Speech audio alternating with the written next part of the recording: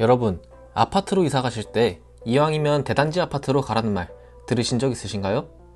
주변 사람들은 대단지 아파트가 좋다 하는데 세대수가 많으면 오히려 답답한 거 아닌가? 굳이 더 비싼 가격 주고 대단지 아파트로 가야 하나? 이런 생각이 드실 수도 있을 겁니다. 물론 대단지 아파트가 장점이 많겠지만 나에게 맞지 않는 장점이라면 나중에 이사를 가고 나서 괜한 선택을 했다고 후회할 수도 있습니다.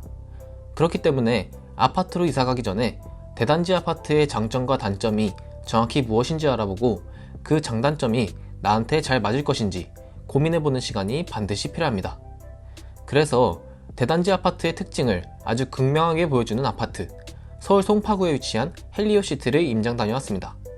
오늘은 9,500세대가 거주하고 있는 헬리오시티의 현장 영상을 보시면서 대단지 아파트로 이사가면 겪게 될 장단점들을 자세히 파헤쳐 보겠습니다. 이 영상을 다 보고 나시면 여러분들이 미처 알지 못했던 대단지 아파트의 특징들을 알게 되시고 향후 아파트를 선택할 때 나에게 맞는 집을 잘 고를 수 있도록 반드시 도움을 줄 것입니다. 역대급 대단지, 헬리오시티에 가면 무조건 겪게 될 문화충격 탑7, 지금부터 시작하겠습니다. 본격적으로 대단지 아파트의 장단점을 파헤쳐 보기 전에 헬리오시티가 얼마나 큰 대단지인지 먼저 설명드리겠습니다. 통계청이 제공하는 자료에 따르면 서울 송파구 가락 1동의 2024년 4월 기준 총 인구수는 27,356명입니다. 그런데 가락 1동에 위치하는 거주시설은 단 2곳, 헬리오시티와 동부 센트레빌 아파트밖에 없습니다. 200세대의 동부 센트레빌 아파트에서 보수적으로 세대당 3명씩 거주한다고 봤을 때 600명이 거주한다고 볼 수 있습니다. 그러면 가락 1동의 총 인구수 27,300명에서 600명을 뺀 26,700명이 헬리오시티 한 아파트에서 거주하고 있다는 걸 알 수 있습니다. 이렇게 26,000명 규모의 인구수가 어느 정도인지 비교하기 위해서 우리나라 지방도시의 인구와 비교해 보았는데요.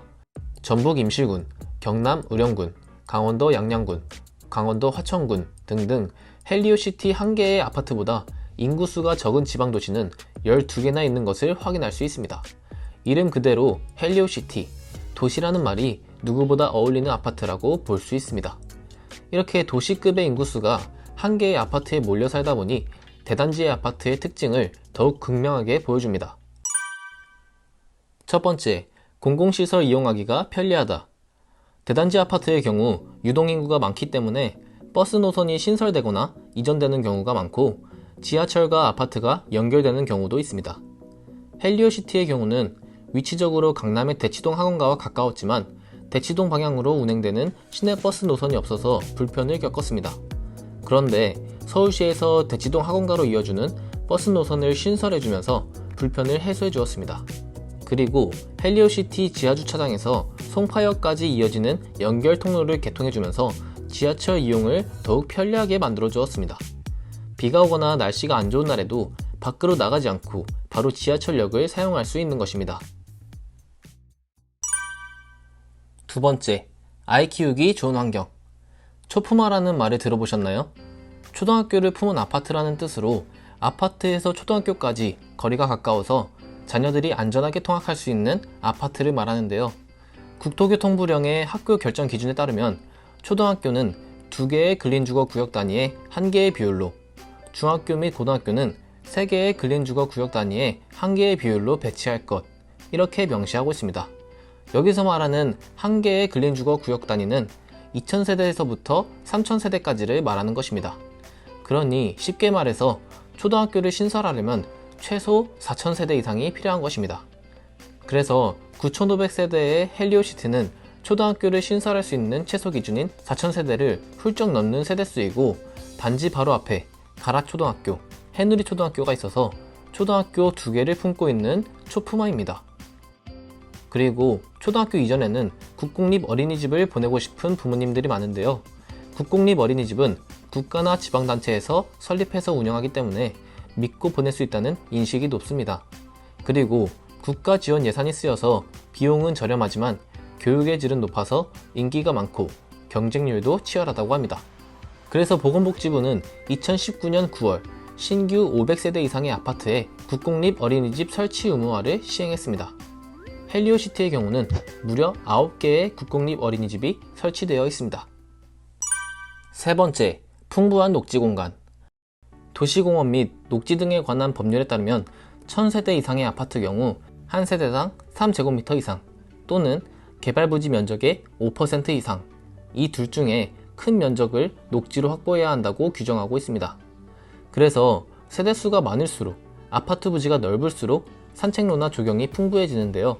대단지 아파트의 조경은 단순한 산책로를 넘어서 공원 같다는 느낌이 들 정도입니다.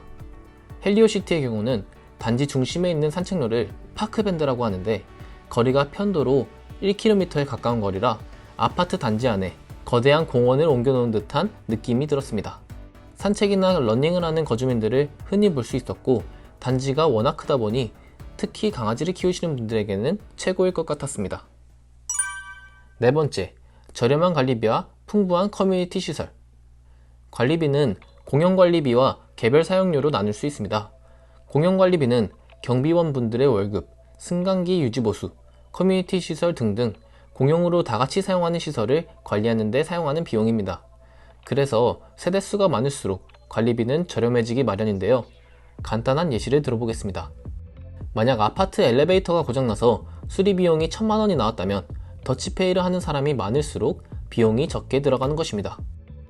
관리비를 확인하는 방법은 공동주택 관리 정보 시스템에 들어가면 관리비를 확인할 수가 있는데요.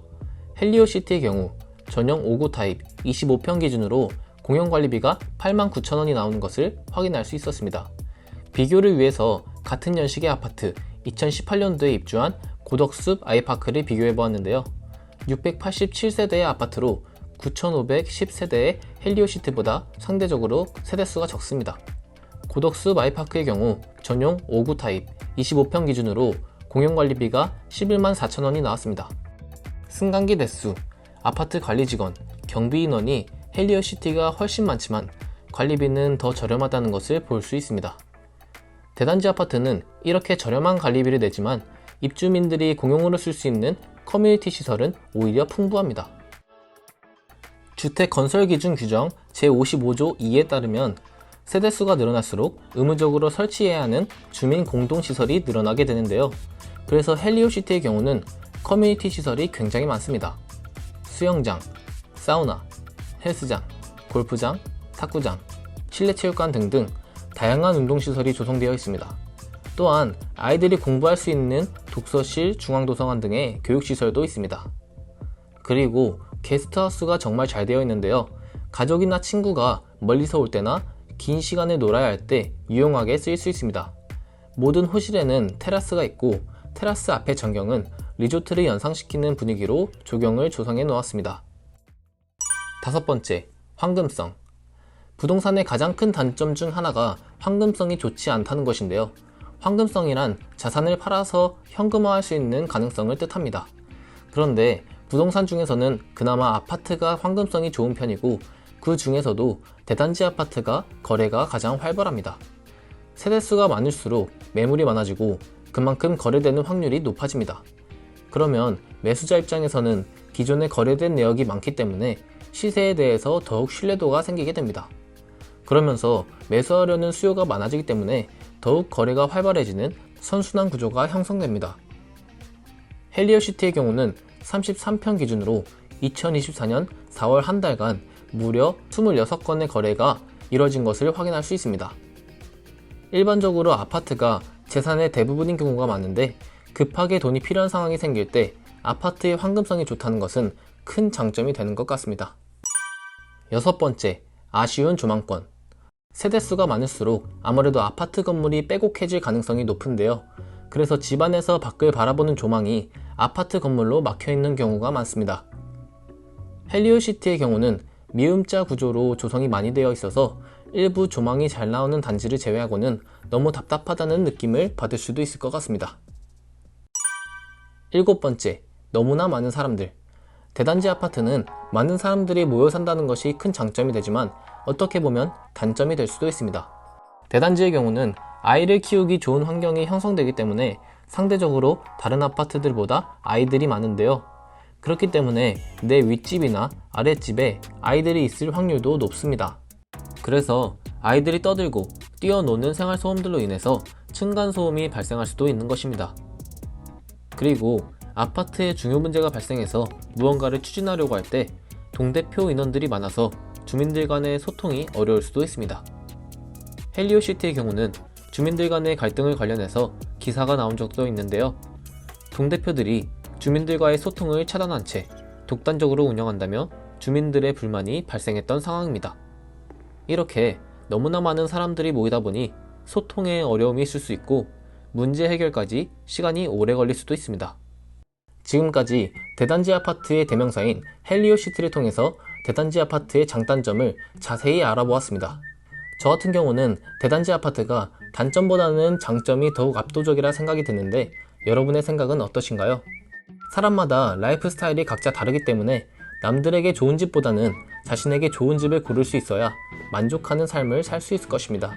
오늘 영상이 여러분이 아파트를 선택할 때 도움이 되는 정보이기를 바라면서 이번 영상을 마무리하겠습니다. 그럼 다음에 더 좋은 영상으로 찾아뵙겠습니다.